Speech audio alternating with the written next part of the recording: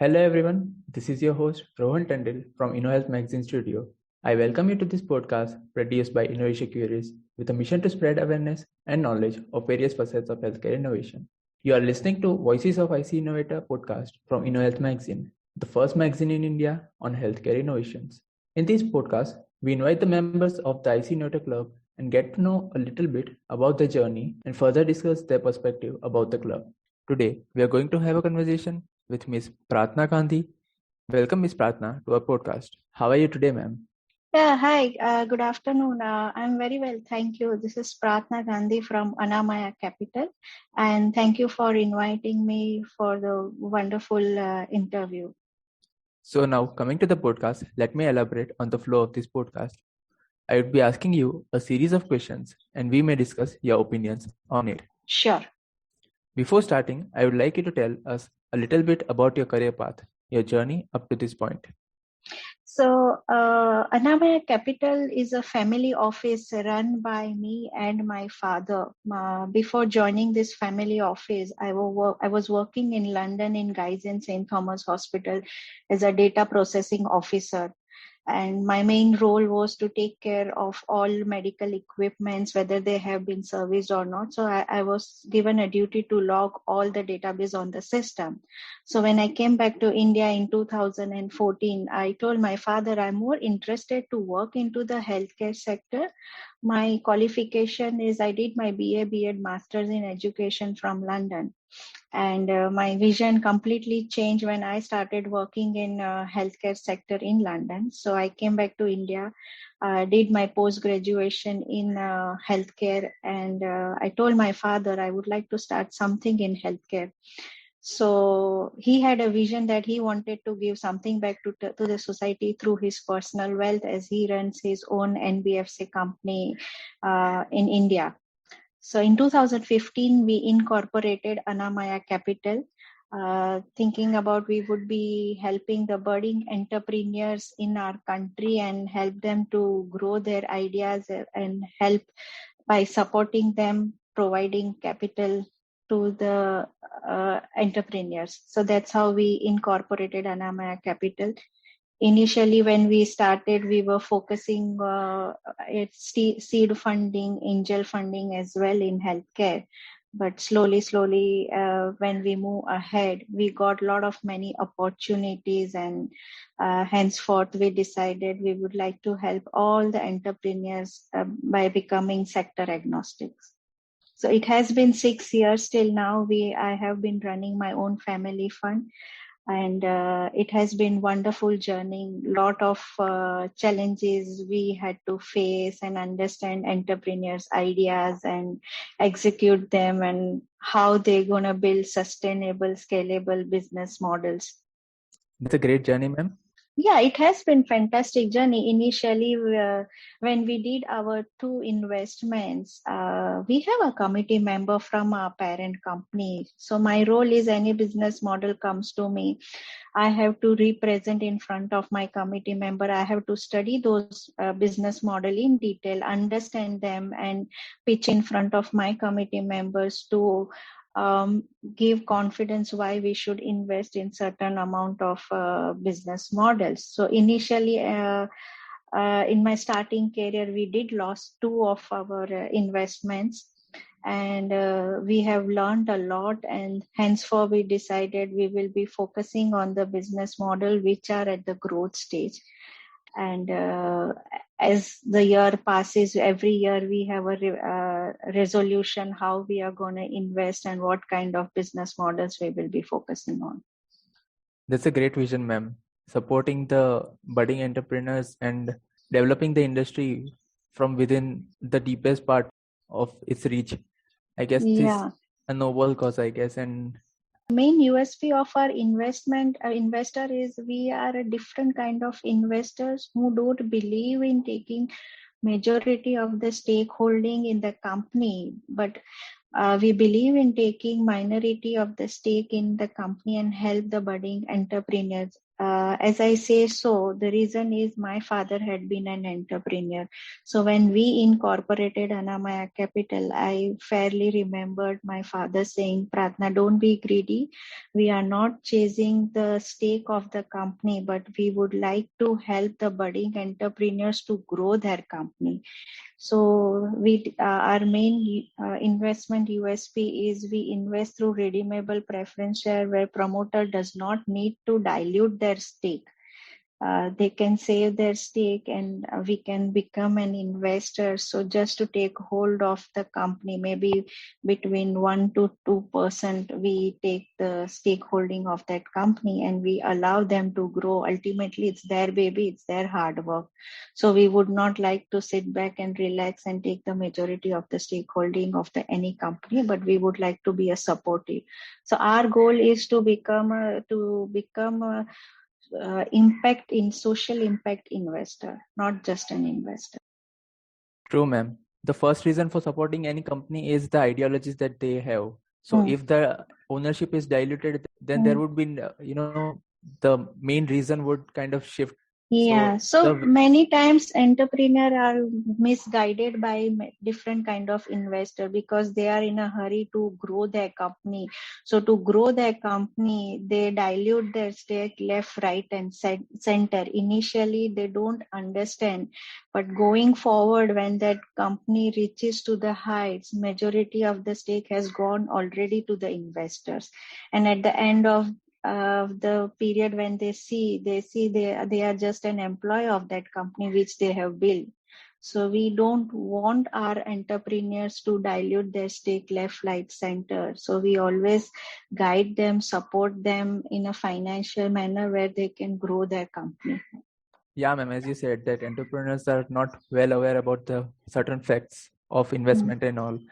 But seeing the other part of it, the investors, many of the investors don't see or have the vision as you people have in the growth of that particular company, but rather they are more focused on acquiring the assets and the value of that company. So I believe that you guys are doing a noble cause for the industry. Yeah. So when the COVID came, we slowed down our investments because market was not stable and many entrepreneurs were also not raising their funding during that time. So to understand the market, to get hold of the typical market scenario, we slowed down our investment. So that's the way we take step by step ahead and understand the market. We are not hurry or doubling up our investments. We are very, very conservative investors. We don't believe in burning the cash. Those kind of business models, we are not okay to look at it. To the business models which are scalable and sustainable, that gives us more picture and clear idea. True, ma'am. So now further talking about career, we have varying experiences at various stages, bringing in various life lessons, of which we think some of the lessons have taken a long time for realization. It's not a sense of regret, but we feel or say, imagine that under different circumstances, that learning those lessons earlier would have given a smoother flow to our career. So my question to you is, what is that one thing or say lesson that you wish you knew at the start of your career? So any business when we start, we learn through experience only. There is no mantra that if we could have done this, we could have saved. Unless and until we don't gain that practical knowledge, we cannot learn. So if I give an example, in spite of me having my own family office, having my own committee members, they have 30 years of experience in finance. But when we did investments in seed funding, angel funding, we looked at the entrepreneurs' balance sheet and the Excel sheet, their projection. On that basis, we thought those numbers are achievable. But unfortunately, those entrepreneurs could not achieve those numbers. Henceforth, one of the entrepreneur decided that he would be shutting down his own company and go back to US. which was the biggest failure for us and biggest learning for me as well, that no matter what, in spite of being getting all those numbers and unless and until you get the practical knowledge, everything is bookish. You need to face all the challenges in life, whether it's a practical or it's on the other side. So unless and until you face those challenges, we will not be able to learn. So I was happy to learn as well, and that has taught me a lot and given many other opportunities. Initially, we were only first active investors. Now we have become passive investor. We invest in alternative investment fund as well. After those two companies, we lost the investment. So it's always a learning. It's never a failure. Failure is a part of success. We don't run away. Being in a business, day in, day out, we have to face a lot of challenges and we have to overcome it. We have to be positive.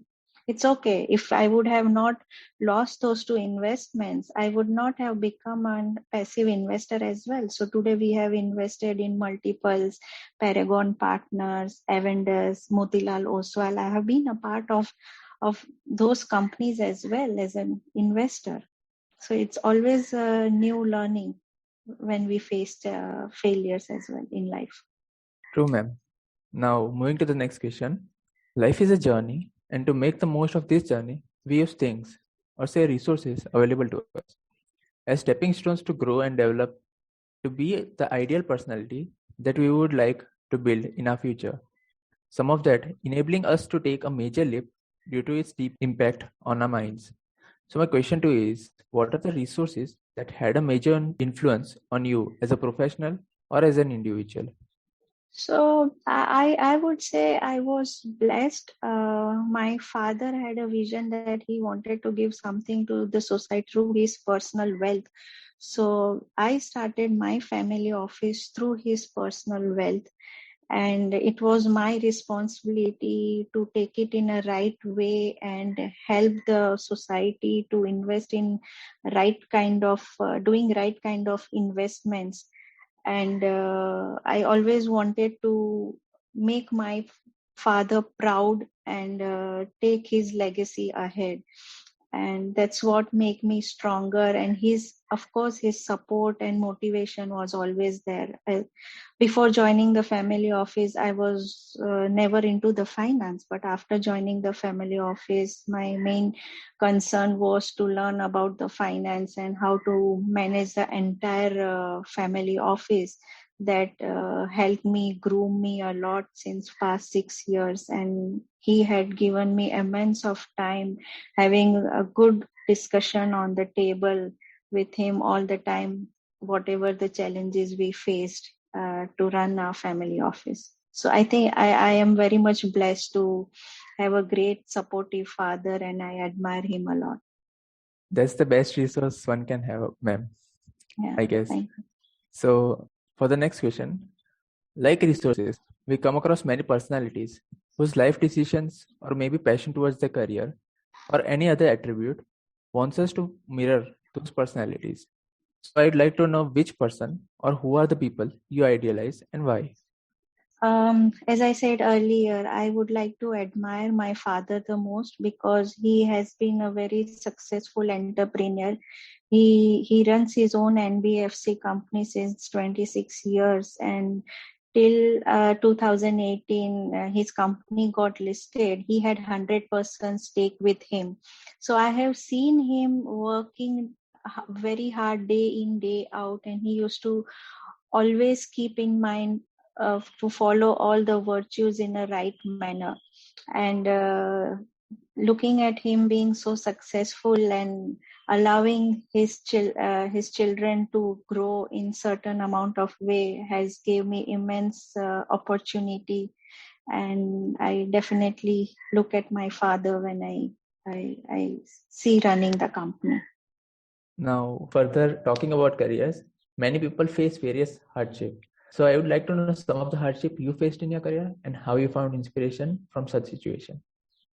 So yeah, joining a family office has not been very easy for me. I had many challenges like learning finance from scratch. One, as I said, I was never a finance student. So initially, 2-3 years, I had to literally understand what is capital, debt, and how the balance sheet is being analyzed. And any business model comes to me, if I take in a month 15 business models to my committee, maybe sometimes one has been approved or sometimes it has been rejected. So the number of proposal which got rejected, I learned a lot. I analyzed why it got rejected, what are the consequences which I failed to represent to my committee members, and what my committee members are looking for in certain kind of investment. What is the USP they are looking for it. So those kind of initial small things I have been looking around and learning a lot from those experience. True, ma'am. As people say that failure is the biggest teacher for a person. It teaches things to avoid while proceeding in a further direction. I see failure as an opportunity. I don't see failure as a failure being sad or not trying to understand. But when I don't achieve certain things, I sit back and think about it. What is the main cause? Where I need to improve, and what can be done to become a successful person? True, ma'am. Rather than stopping at that particular failure, we should be introspecting and see where it went wrong and further avoid those kind of decisions that led to that failure. Absolutely. So for the next question, we may be liking a profession a lot, but there are always certain profession that intrigues us, not necessarily to make a living out of it completely, but just a wish to explore and enjoy the journey if time permits. So what I would like to know is, besides your current profession, what profession would you like to explore? If I would not be an investor, I might be a teacher or teaching in a school. But as I got an opportunity to get into my own family business, that was very excited for me, and I'm enjoying this journey. I don't have a regret. And yeah, I feel that if I would have started learning finance at a younger age, then I could have uh, gone much more faster than where I am. So I started my career very late in my 30s, but no regrets. Still, I'm enjoying my journey and learning new things every day in life. So moving to the next question. In this fast-paced world, there are many reasons for stress in the daily lives of a person, for which many people find their own ways to relieve it through some activity. So I would like to know, doing what makes you feel your best self, or say rejuvenate you from your daily workload and stress? Along with being an investor, I am also an athlete. I like playing long tennis. Uh, my day starts at morning 4 a.m. and my goal is to become a tennis player. And everybody says that it's too late to start a career as a sports person. But if given a chance, I don't want to think, oh, if I could have started early. But today also, I start my day as a professional tennis player, and whatever needs to be done, I do my regular routine and enjoy playing my game, which has make me more patient and calm and help me to run my own business. And if we are mentally strong and fit, we can run our show very well. That's what I have understood. And I believe in living a fit and healthy life and going to bed on time. That are my main mantras to overcome the challenges or overcome the stress, whether it's related personal life or it's related to work. I never see my work as a stress. I always look for an opportunity. If something doesn't work, it's okay. Try some other way out. But I don't think work is a stressful. That's what my sports has taught me. True, ma'am. I guess the opinions of others don't matter as long as the drive within is still persistent. Yeah. So being an athlete is a very positive thing in life which I believe, and it gives a lot of positive vibration rather than thinking, oh, I'm very stressed or tired. So I choose profession which is very interesting. So I choose this business which found, in spite of me not knowing anything, it's interesting, and I'm learning and enjoying the journey every day, similar with my sports. True, ma'am. So now further coming to IC Innovator Club, I would like to ask what it means you to be a member of the IC Innovator Club. So I do remember I met Dr. V.K. Singh in 2016 when I attended InnoHealth conference, and it was a great meeting him. He was a very positive person. And since then I have started knowing him. I made my point to meet him every year in the conferences. And through this club, we can meet many innovative people in healthcare. Since past 3 years, due to COVID and my father had a poor health, my touch has become little bit less. And this year, me and my father, we both under liver surgery, major liver surgery. I was a donor for my father. So I have not been able to be in touch, but now I'm doing absolutely well. And so now I have decided to attend the meeting every month. And this few years it was very hectic for me to take care of my father's health, and because of that I have not been in touch. But yeah, I believe being a member of the club helps a lot, and you meet a lot of fantastic people with great mind, great ideas, and we, as an investor, if we can help them, it gives tremendous of happiness to me. Now, as the name of the club suggests, innovation. The definition of innovation may be same for everyone, but the meaning, the value, or say the inference of the word differs from person to person. So my question to you is, what does innovation mean to you considering the healthcare industry? For me, innovation means it's creating new ideas every day, whether you are being in any profession, whether you are a business person or an artist or an athlete or an entrepreneur. And innovation means doing things differently, things that have never been done before, and making life very easy. It consumes less time for the people and can do more amount of work, and they can push boundaries and achieve growth to the next height. That's a great perspective, ma'am. Thank you. So now, for my final question, I would like to ask, where can our listeners connect with you? Yeah, they can email me, or they can visit my website, which is www.anamayacapital.com, and they can get in touch with me anytime. I will be happy to help them regarding any investments opportunities come across to me. The link to connect with our guest, Ms. Prarthana, will be down in the description. Before concluding, I would like to thank Ms. Prarthana Gandhi for joining us on the podcast. Thank you, ma'am, for giving us time and sharing your experiences and views with us. It was a pleasure to have a conversation with you, ma'am. Thank you, Rohan. It was a pleasure talking to you as well.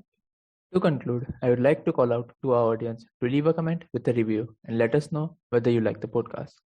Drop down a comment if you have any podcast ideas or recommendations. If you have a healthcare innovation journey of your own to be a part of our podcast, do connect with us. And for more such content on healthcare and innovation, visit innohealthmagazine.com. Stay safe. Goodbye from your host, Rohan Tandil from InnoHealth Magazine Studio. Thank you. Thank you. Bye-bye.